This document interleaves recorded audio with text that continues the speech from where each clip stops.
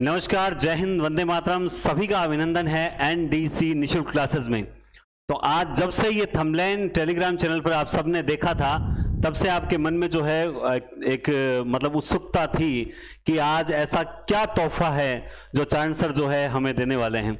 और वो तोहफा कहीं ना कहीं देने के लिए पिछले 1 साल से आप लोग ही मुझे प्रेरित कर रहे थे, और अब जाकर हम उस लक्ष्य पे 90% जो है वो खरे उतर रहे हैं कि अब आप लोगों के लिए कुछ ऐसा कंटेंट लेकर आएं जिससे आपके सिलेक्शन, जो आपका सिलेक्शन है, उसमें कहीं ना कहीं जो है एक बहुत बड़ा रोल अदा कर सकें। इसलिए हमने एक बहुत बढ़िया प्रयास किया। लेकिन उससे पहले आज बहुत अहम चीजें भी हैं। जैसा कि आप एक फोटो देख रहे हैं मेरे सामने, और वो हैं आदरणीय मनोज जी रोज, जो कि वर्तमान में स्कूल व्याख्याता पद पर हैं। किस पद पर हैं? स्कूल व्याख्याता पद पर हैं। और स्कूल व्याख्याता हिंदी से ही हैं, क्योंकि आप जानते हैं ये हिंदी का चैनल है, तो मैं हिंदी वालों की तो बहुत ज़्यादा उनकी रिस्पेक्ट करता हूं। तो आज इनको बुलाने का विशेष उद्देश्य क्या है वो भी आपको बताएंगे। और एक जो पिछले 4 साल से जो लगातार वैकेंसीज जो है तैयारी करते करते जो स्टूडेंट ऊब गए हैं, और जो कॉल्स आते हैं कि सर अब हमारा जो है ना, मतलब ऐसा मन ही नहीं करता सर, 20 दिन से कोई मन ही नहीं कर रहा कुछ पढ़ने का, या फिर जैसे कुछ सर हम काम काज बहुत करते हैं, क्या करें क्या ना करें। आज उन सब बातों के बारे में चर्चा करेंगे। बहुत ही शॉर्ट समय में बहुत ही सार गर्भित जो है वीडियो आप होगा। आप इसे फॉरवर्ड कर, स्पीड से फॉरवर्ड ना करें, धैर्य से सुने। तो मैं सबसे पहले आपका जो है परिचय करवाना चाहता हूं आदरणीय मनोज जी रोज से। सर, स्वागत है आपका। तो मनोज जी रोज, आप हैं स्कूल व्याख्याता हिंदी। आपके बारे में मैं परिचय कुछ नहीं दूंगा, सबसे पहले सर ही आपको अपना परिचय देंगे। मेरा नाम मनोज रोज है और मैं स्कूल व्याख्याता हूँ। मैं सन 2008 से 2015 तक पुलिस कांस्टेबल रहा। उसके बाद 2015 से 2017 तक तृतीय श्रेणी अध्यापक रहा, और 2017 से लगातार मैं स्कूल व्याख्याता के पद पर कार्यरत हूँ। और एनडीसी क्लासेस में जितने भी शिक्षार्थी अभ्यर्थी जुड़े हैं, आप सबका स्वागत करता हूँ। आज हम 2 विशेष आयाम पर चर्चा करेंगे। प्रथम आयाम तो यही है कि नरेंद्र दान जी लगातार प्रश्न करते हैं मुझसे कि लगातार सफलता का मूल मंत्र क्या होता है। ये बार बार पूछते हैं सर कि आपने कांस्टेबल की नौकरी की, उसके बाद आप 3rd ग्रेड टीचर भी रहे, उसके बाद स्कूल व्याख्याता, और अब भी पढ़ाई कर रहे हो, इसका राज क्या है? बिल्कुल, देखो ये पूछने के पीछे उद्देश्य क्या है मैं आपको बताता हूं कि सर की जहां पोस्टिंग है उससे थोड़ी आगे मेरी पोस्टिंग है, तो हम अक्सर बस में मिलते रहते हैं। तो जब पता चलता है कि सर ने राजस्थान पुलिस में भी नौकरी की है, और आप जानते हैं कि राजस्थान पुलिस के जो कांस्टेबल बहुत से हैं, मेरे गंगानगर के, टोंक के बहुत से साथी जो हैं वो देखते हैं, तब वो बोलते हैं सर बहुत बिजी शेड्यूल है। तो इस बिजी शेड्यूल में रहने के बावजूद भी सर आज स्कूल व्याख्याता तक पहुंच सकते हैं, और जो समय का, टाइम का जो मैनेजमेंट है वो किस तरह से इन्होंने बिठाया वो आपको बताना बहुत जरूरी है। क्योंकि आप में से भी बहुत से जॉब करते हैं, जो महिलाएं हैं, जो बहनें हैं, वो घर का कार्य करती है, तो उनको जो टाइम मैनेजमेंट है वो निकाला जा सकता है, या केवल और केवल हम उसे बहाने के रूप में ले सकते हैं कि सर हमारे तो समय नहीं मिलता? उसका जवाब आप जरूर देवें। सर, उसके लिए कि मेहनत करनी होगी।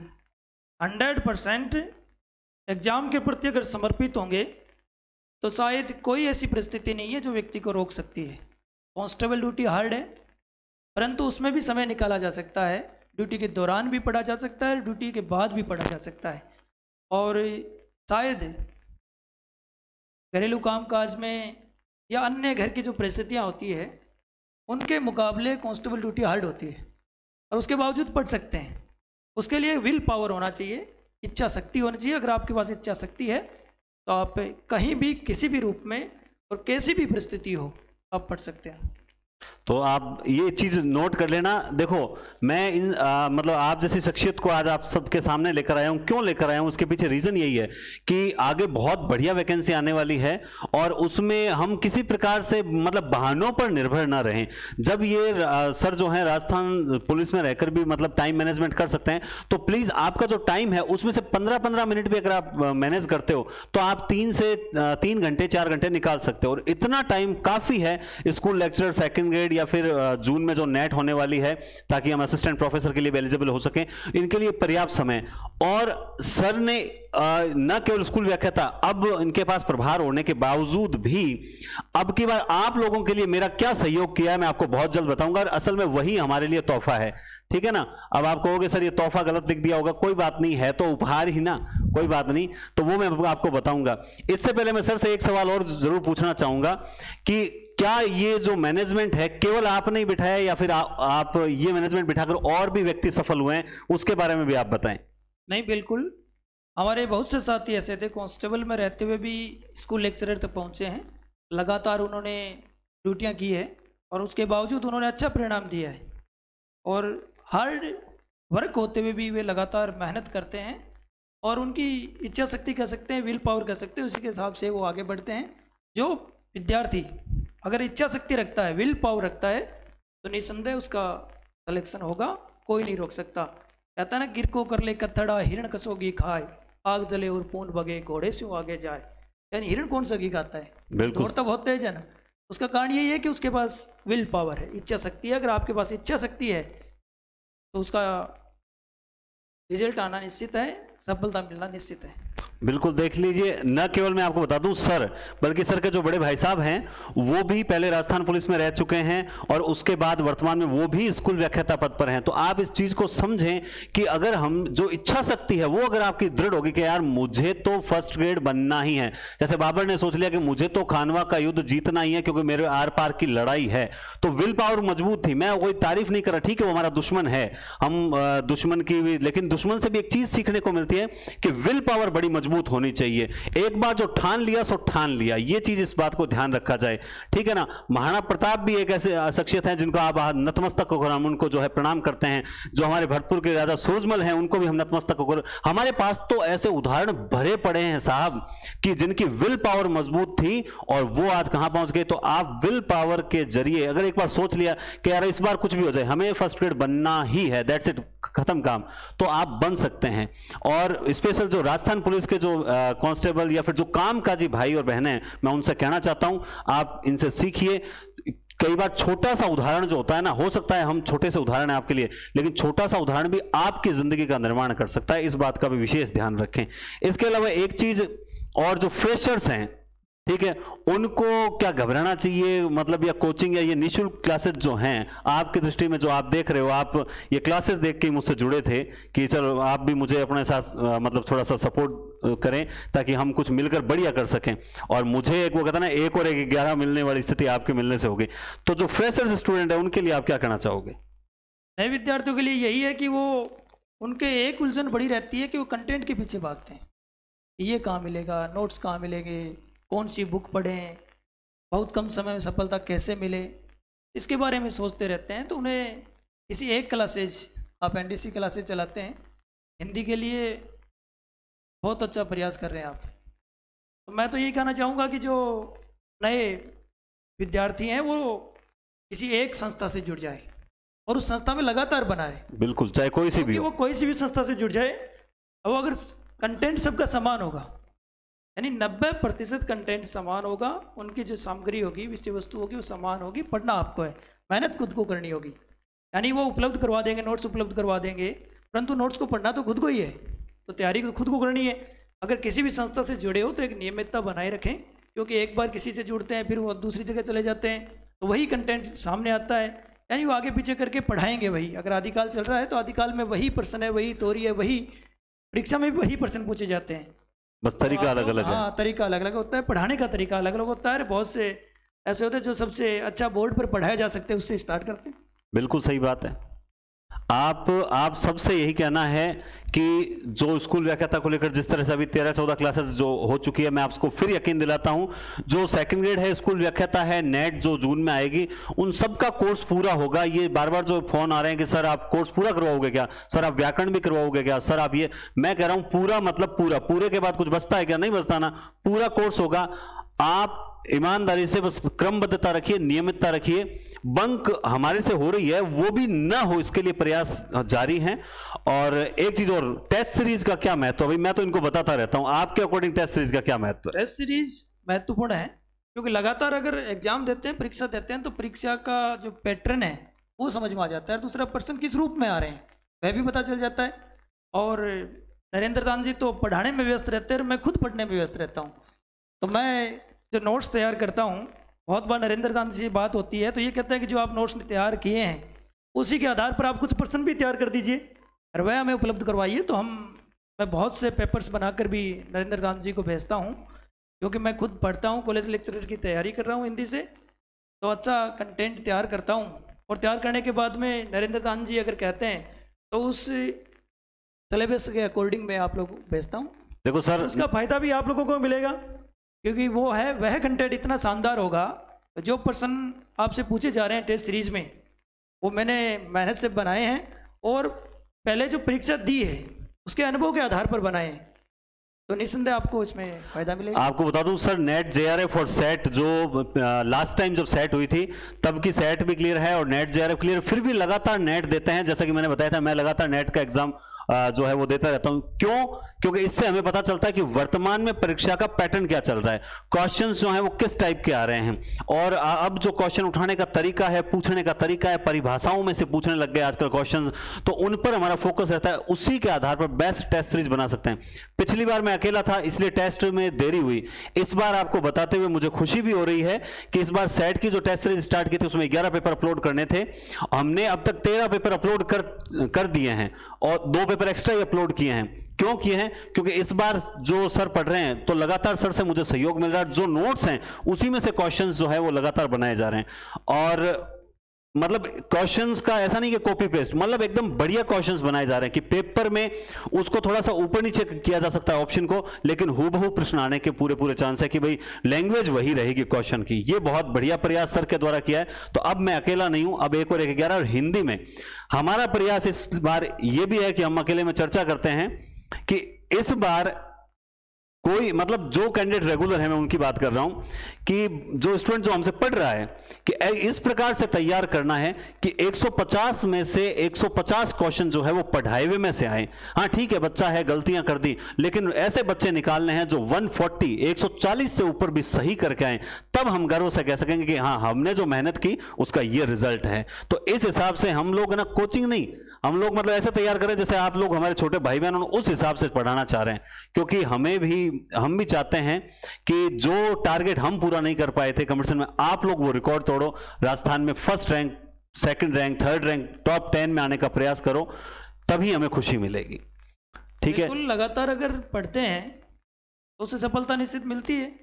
मैं थर्ड ग्रेड टीचर से एग्जाम दिया था सर, जोधपुर से, तो 60 क्वेश्चन आए थे हिंदी के, उनमें से 59 क्वेश्चन सही थे, 59।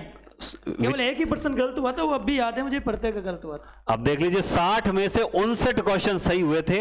ये ना जो कहते हैं ना कि किताबी मुहावरे लोकोक्तियां नहीं है, किताबी वो कंटेंट नहीं है, जो क्या कहते हैं कोटेशन, हाँ। वो नहीं है। मैंने आपको बताया था टारगेट क्या होता है। अक्सर लोग टारगेट लेते हैं कि मैं 60 में से 55 तो सही करके आऊंगा ही आऊंगा, तो वो 50 पे आ जाता है ना। तो सर सोच के गए थे, सर ने सोचा था बेस्ट पेपर करना है और 59 क्वेश्चन मायने रखते हैं। माइंड इट, ये बात दिमाग में रखिए। राजस्थान जीके के और मनोविज्ञान के कुछ क्वेश्चंस गलत हो गए थे, उस वजह से मेरी रैंक आई थी 27, यानी जोधपुर से 27वीं रैंक जोधपुर से। और पटवारी परीक्षा 2012 में मेरी 12वीं रैंक आई थी बीकानेर से। सुन लीजिए, 12वीं रैंक। मैं आपको ऐसी वैसी शख्सियत नहीं, स्कूल लेक्चरर दिया, उसमें भी हिंदी बेस पर ही सिलेक्शन हुआ, यानी हिंदी का जो पेपर था वो बहुत अच्छा गया, उसी से सिलेक्शन हुआ। इसके अलावा मैंने नेट 2015 में प्रथम प्रयास में किया था। ये भी बहुत बढ़िया बात है, नेट भी प्रथम प्रयास में हुई थी। और अब भी मैं नेट का परीक्षा लगातार एग्जाम दे रहा हूँ। नरेंद्र दान जी से मेरी बात हुई थी, इन्होंने कहा कि आप 6वां या 7वां पेपर था, यह बनाकर आप भेजिए। हाँ। मैंने कहा मैं पहले 5 तारीख को पेपर दे लेता हूँ और पैटर्न देख लेते हैं, उसके बाद आपको पेपर बना के भेजता हूँ। तो 5 तारीख को जो पेपर था, अब आगे में सेट परीक्षार्थी अगर देख रहे हैं तो उसमें लगभग क्या है, थोड़ा पैटर्न चेंज हो गया है। जो इकाइयाँ, अंतिम इकाइयाँ हैं जिसमें टेक्स्ट पास्ट है, उन पाठों में से ज़्यादा आ रहा है। हाँ, कहानियों में से, कहानियों में से, नाटक में से, उपन्यास में से, तो उनमें थोड़ा सा परिवर्तन हो गया है। जो पहले पुस्तक पूछा करते थे कि मिलान कीजिए, वो थोड़ा पैटर्न चेंज हो गया। और उसमें आजकल जैसे अंधेरी नगरी है तो उसमें कौन सा अंक है, किससे सुमेलित है या नहीं है, या अंधेरी नगरी में कौन पात्र है, या अंधेरी नगरी का प्रकाशन वर्ष कैसा हुआ, ये तो नेट में आया भी है। और दूसरा ये कि नेट एग्जाम से पहले हमने टेस्ट सीरीज के लिए कुछ प्रश्न पत्र अपलोड किए थे। भाषा विज्ञान वो पहला था अपना, भाषा का उद्भव विकास, भाषा उद्भव विकास। हाँ, तो उसमें जो प्रश्न दिए थे हमने, वह सभी प्रश्न नेट परीक्षा में थे, क्योंकि मैं नेट में बैठा था। तो वहाँ जैसे गुप्त लिपि, कुटिल लिपि, देवनागरी लिपि, इसका क्रम आया था, तो ये अपने उस पहले टेस्ट में दिया था। ये देख लीजिए, जो क्वेश्चन बनाए थे उसके बाद खुद ने पेपर दिया आपने, और वो पेपर वहां, क्वेश्चन वहां मिलते हैं। हाँ। तो इसका मतलब जो क्वेश्चन बनाए जा रहे हैं वो भी हम बढ़िया तरीके से मेहनत कर रहे हैं। मेहनत है ना, वो खुद बोलेगी साहब, हमें बोलना नहीं पड़ेगा। और कुछ जो प्रश्न पत्र बनाया था उसमें मैंने नरेंद्र दान जी के लिख के भी भेजा था कि ये हाईलाइट करना आप जब यूट्यूब पर आप पढ़ाओ तो। और उन्हीं में से प्रश्न आए थे, क्योंकि लगातार जब एग्जाम देते हैं तो एक अभ्यास हो जाता है और लगभग एक आइडिया भी हो जाता है कि यहाँ से प्रश्न उठने की संभावना रहेगी। तो हम जो टेस्ट सीरीज बना रहे हैं उसका आपको बहुत अच्छा लाभ मिलेगा, क्योंकि नरेंद्र दान जी मेहनत कर रहे हैं। मैं इनसे अब हमेशा यही बात कहता हूँ कि आप बहुत अच्छी मेहनत कर रहे हो, और हिंदी में जो आपका NDC क्लासेज है उसका उज्जवल भविष्य है। धन्यवाद सर आपका। और सबसे बड़ी बात है, अब जो आपको तोहफे की बात कर रहे हैं वो सर के सहयोग से, जो मैं दे रहा हूं वो सर के सहयोग से ही पॉसिबल हो पाया है। वरना मैंने पिछले भर्ती में शिक्षण विधियों की किताब तैयार कर दी थी, लेकिन मैं उसे पब्लिश नहीं करवा पाया था, और फिर समय काफ़ी देर हो गई थी। फिर एंड टाइम पे मैंने वो रोक दिया। मैंने कहा नहीं, मैं इस बार नहीं करूँगा। इस बार शिक्षण विधियों की भी जो बुक तैयार है, और मैं आपको वही बुक यहाँ करवाऊँगा, लेकिन उससे पहले मैं मार्केट में लॉन्च भी कर दूंगा बुक। और अब हम जो आपको तोहफा देने जा रहे हैं वो आपके समक्ष लाते हैं। ये देख लीजिए, ये है वो तोहफा। और क्या तोहफा है आपके सामने है, हिंदी साहित्य का दिग्दर्शन। आप जैसा कि देख सकते हैं, हिंदी साहित्य का दिग्दर्शन, ये हमारी पुस्तक जो आप लोगों के सहयोग, आप लोगों के स्नेह, आप लोगों के प्यार से जो आप लोगों ने मोटिवेट किया कि सर आपकी कोई बुक नहीं आ रही क्या, सर आपकी कोई बुक नहीं आ रही क्या। तो जो नोट्स आपको क्लासेस के माध्यम से पढ़ाए जा रहे हैं वो तो नोट्स हैं, लेकिन उनको बहुत अच्छे ढंग से प्रस्तुत किया गया है इस बुक के अंदर। नेट सेट JRF के लिए तो इंपॉर्टेंट है ही है, साथ में इसका नाम भी जो है वो बहुत क्या नाम है सर का, आदरणीय सर का? मदन गोपाल जी लड्डा। मदन गोपाल जी लड्डा, जिन्हें अभी कौन सा पुरस्कार, अभी अनुवाद पुरस्कार मिला है। अनुवाद पुरस्कार मिला है। परिचय सर बताएंगे थोड़ा बहुत? हाँ, मदन गोपाल जी लड्डा हिंदी और राजस्थानी के साहित्यकार हैं और वर्तमान में प्रधानाचार्य पद पर कार्यरत हैं। तो उन्होंने हमें मार्गदर्शन प्रदान किया था। उन्होंने कहा कि आप अपनी ऊर्जा को सकारात्मक क्षेत्र में लगाएं।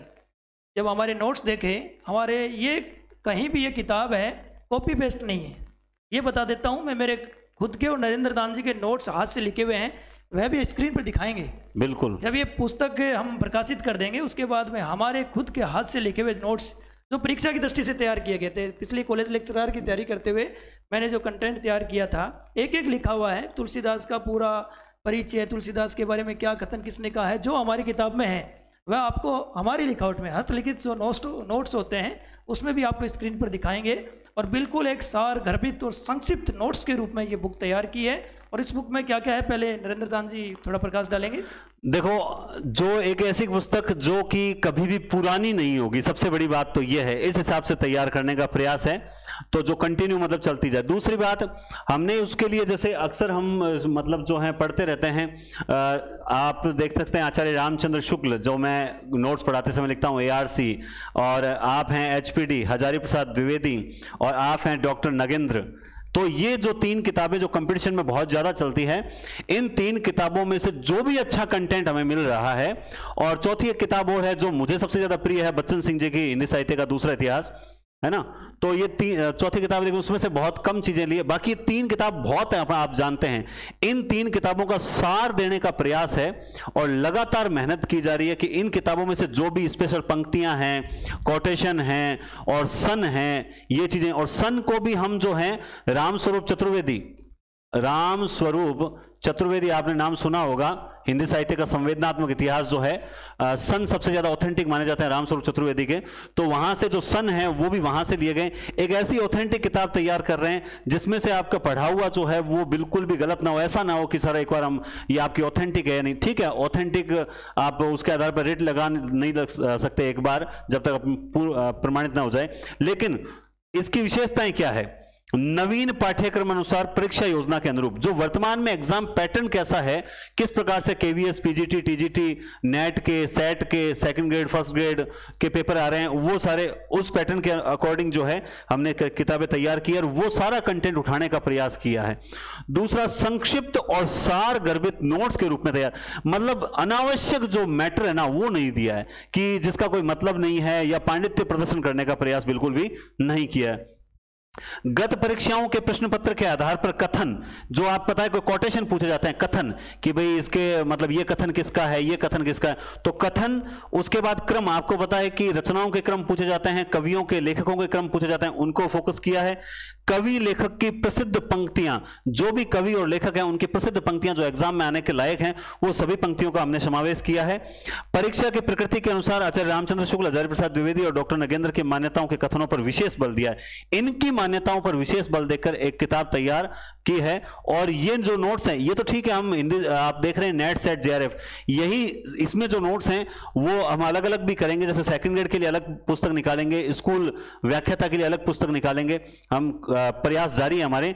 तो ये एक ऐसी किताब रहेगी जो सदाबहार रहेगी, समझ रहे हो आप, सदाबहार रहेगी, चाहे स्कूल व्याख्याता हो, चाहे नेट हो, सेट हो, केवीएस हो, एनवीएस हो, किसी की भी तैयारी कर रहे हो, ये सदाबहार किताब होगी। और आप देख सकते हैं जो अपने मनोज जी सर हैं, इनके प्रयासों से, और मैं तो एक वो कहता ना कि शौक लेकर चला था, मैं एक अकेला चला, लोग आते रहे, कारवां बनता गया, तो कारवां बनता जा रहा है। और ये जो किताब जब मार्केट में आ जाएगी तो इस किताब को प्रयास रहेगा कि इस किताब के आधार पर एक बार आपको पूरा का पूरा रिवीजन और करवा दिया जाए वैकेंसी से पहले पहले। और ठीक है, आगे नेट वगैरह आती रहेगी, हर 6 महीने बाद आती है, तो प्रयास हमारा जारी रहेगा। और चैनल आप देख सकते हैं, नरेंद्र दान चरण नाम से अपना चैनल है ही। और सबसे खास बात है, जो प्रकाशन जो है वो भी अपने खुद के प्रकाशन से ही निकालेंगे, और प्रकाशन का नाम रहेगा MP, यानी आप देख सकते हैं मेहाई प्रकाशन जो है, बहुत जल्दी जो है रजिस्ट्रेशन करवा के और मेहाई प्रकाशन नाम से निकालेंगे। और समय लगता है, अच्छी चीजों को मार्केट में आने पे समय लगता है। कहते हैं ना कि सत्य जो होता है उसे प्रचार करने में बहुत समय लगता है, झूठ को प्रचार करने में समय नहीं लगता, वो अपने आप जो है वो फैल जाता है। तो बहुत अच्छी किताब है। अब इसके बारे में सर थोड़ा सा प्रकाश और डाल देंगे। अरे काफी समय से हमने ये तैयार कर ली थी, परंतु बार बार हम यही सोच रहे हैं कि कहीं कोई त्रुटि न हो। बिल्कुल, क्योंकि जो विद्यार्थी तैयारी करता है उसे 0% भी, 0.5% भी उसको त्रुटि नहीं चाहिए। हम लोगों ने प्रयास किया है कि हम अच्छा सा अच्छा कंटेंट आपको उपलब्ध करवाएं। पहले उसमें थ्योरी दी हमने, थ्योरी के बाद में हमने एक इंडेक्स बना के अलग अलग बुकें दी है, भाई किस लेखक ने कौन सी बुक लिखी है, और उसके बाद महत्वपूर्ण तथ्य दिए। और महत्वपूर्ण तथ्य के बाद प्रत्येक अध्याय के बाद हमने 100 से ऊपर ऑब्जेक्टिव क्वेश्चंस दिए हैं। और वह क्वेश्चन जो 2005 से लेकर 2000 अब वर्तमान 22-23 तक जो नेट परीक्षा में आए हैं, अन्य प्रतियोगी परीक्षा में पूछे गए हैं, उन प्रश्नों का समावेश किया है। और साथ ही साथ जो अन्य डॉक्टर नगेंद्र, डॉक्टर आचार्य रामचंद्र शुक्ल, इनके जो कथन है उनको भी उसमें रेखांकित किया है और अलग से प्रदर्शित किया है। तो आशा करते हैं कि आपको इस कंटेंट से अच्छा लाभ मिलेगा। अब आपके दिमाग में मैं पहले तो एक चीज क्लियर कर दूं, देखो हमने पहले जो है वो क्या दिया, थ्योरी। थ्योरी के बाद में जैसे आदिकाल की थ्योरी कंप्लीट हुई, उसके बाद में उस थ्योरी का जो सार रूप है, सार या फिर उसे मैं कहूं महत्वपूर्ण तथ्य, जो महत्वपूर्ण फैक्ट्स होंगे वो पॉइंट्स वाइज दे दिए। उसके बाद हमने हर टॉपिक के 100+ ऑब्जेक्टिव जो है ऐड किए हैं, और उनकी व्याख्या की जरूरत ही नहीं पड़ेगी क्योंकि वो जो थ्योरी है उसी में उसकी व्याख्या होगी। तो इससे ये होगा कि मतलब आपको थ्योरी पढ़ने के बाद ऑब्जेक्टिव की समस्या नहीं रहेगी। दूसरी बात, लास्ट में हमने 10 सेट और दे रखे हैं, पेपर सेट और दे रखे हैं, ताकि पूरा आप किताब एक बार पढ़ने के बाद उन 10 संपूर्ण पाठ्यक्रम को रिवीजन जो है वो भी कर ले। अब आपके दिमाग में एक प्रश्न आ रहा होगा कि सर आपकी ये किताब जो है मार्केट में कब आएगी, ये क्वेश्चन आपके लिए सबसे बड़ा है। ठीक है, तो आप यूं मान लीजिए हमारी किताब का जो मैटर है वो लगभग 90% जो है वो तैयार हो चुका है। ये मैं क्यों बता रहा हूं, क्योंकि स्टूडेंट्स के कॉल बहुत ज्यादा ना, सर किताब कब आएगी, किताब कब आएगी। तो मैटर 90% तैयारी। अब एक बार जो है थोड़ी सी प्रूफ रीडिंग हो जाए, एक बार हम थोड़ी सी गलतियां वगैरह निकाल लें, कोई अगर त्रुटि रह भी जाए तो एक बार हम और चेक कर लें। और लगभग हमारे जो टीम में 2-3 जो हैं आदरणीय, जो लड्डा जी हैं और मनोज जी हैं, एक बार ये वापस चेक कर लें और उसके बाद हम इस किताब को लॉन्च करेंगे, ताकि त्रुटि नाम की, अक्सर बोलते हैं, एक बार देखते हैं कि किताब में गलतियों की भरमार है, मार्केट में आ जाती है, फिर होता है कि दूसरा संस्करण, तीसरा संस्करण, माथाफोड़ी वाला सिस्टम ही नहीं चाहिए। अपने तो पहले संस्करण में भी गलती, मतलब देखो मानव है, भगवान तो है नहीं, इंसान है, 1% त्रुटि रह जाती है, कोई बात नहीं, हम दूसरे संस्करण में सुधार देंगे। लेकिन कोशिश ये है कि 1% भी त्रुटि न रहे, ये रहे। क्योंकि त्रुटि कैसे भाई, अगर कोई मान ले बोला कि सर आपने ये चीज गलत लिखी है, भाई हमारे पास ये ऑथेंटिक आधार है, हम इन्होंने जो बोल दिया हमने लिख दिया, बात समझ, इन्होंने बोल दिया वो तो ऑथेंटिक है ना, बस बात खत्म। तो ये कोशिश हमारी, इसलिए इसको लगभग 1 महीना तो लगेगा ही लगेगा। अप्रैल के एंड में जो है इसको लॉन्च करने का विचार है। तो ये आप लोगों के लिए तोहफा है, उसके बाद आपको झांकने की जरूरत नहीं रहेगी, मोटी मोटी किताबों का अध्ययन करने की जरूरत नहीं, कि बहुत ही सारगर्भित और संक्षिप्त किताब आपके सामने जल्द प्रस्तुत होगी। ये सब आप लोगों के स्नेह और आप लोगों के मोटिवेशन, आप लोगों को हम मोटिवेट करते हैं ना, तो आप लोगों से हमें भी मोटिवेशन मिलता है, क्यों सर? बिल्कुल। तो उम्मीद करते हैं इसके अलावा आपके दिमाग में और कोई ऐसा प्रश्न नहीं होगा जो आपको मतलब ऐसा होगा कि सर, भाई किताब का मैंने आपको बता ही दिया, शिक्षण विधियों की किताब भी अपने तैयार है। इसके अलावा एक वस्तुनिष्ठ किताब जो है, वस्तुनिष्ठ ऑब्जेक्टिव, केवल ऑब्जेक्टिव किताब भी अलग से निकालने का प्रयास है। अब जो मैटर तैयार हुआ है, एक साथ 5-6 किताब जो है तैयार कर रहे हैं, सबसे पहले आने वाली किताब यही है और बहुत जल्द आपको ये मार्केट में देखने को मिलेगी, ऑनलाइन भी सुविधा रहेगी। तो उम्मीद करते हैं आप सब लोगों को अच्छा लगा होगा और मनोज जी से मिलकर भी अच्छा लगा होगा, और जो कामकाजी भाई और बहनें हैं उनको इस बात से कुछ इंस्पिरेशन मिला होगा कि चलिए सर हम अपना टाइम मैनेज करेंगे और 4 घंटे जो है वो कैसे भी करके हम निकालेंगे और मन बनाएंगे। मतलब ये बोलते हैं सर पढ़ने में मन नहीं लगता है, तो मन के लिए क्या करें ये बताओ आप, भाई मन कैसे लगाया जाए? है कौन विघ्न ऐसा जो टिक सके वीर नर के मग में। बिल्कुल सही बात है, कोई विघ्न ऐसा नहीं होता जो मानव के आगे टिक सकता है। तो विल पावर रखनी है, इच्छा शक्ति रखनी है कि हमें कोशिश करनी है और लगना है, सफलता प्राप्त करनी है।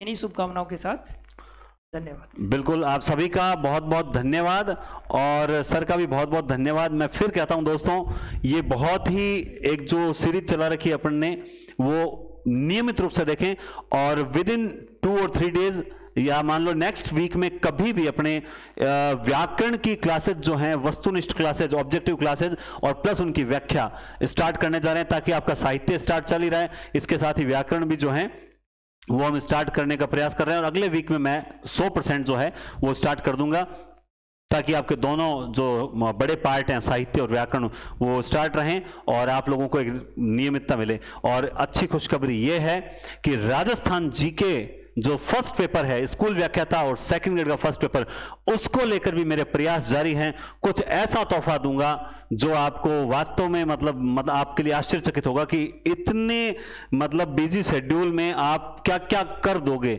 तो मैं आपको बताऊंगा कि एक इंसान की अगर जो इच्छा शक्ति है, सर ने बताई, वो अगर दृढ़ हो तो कुछ भी असंभव नहीं है। तो उम्मीद करते हैं आप लोग आज खुश होंगे कि किताब अपनी बहुत जल्द आ रही है। मेरी नहीं है, आप लोगों की किताब है और इसकी जिम्मेदारी भी आप लोगों की। बहुत बहुत धन्यवाद और आपको शुभकामनाएं।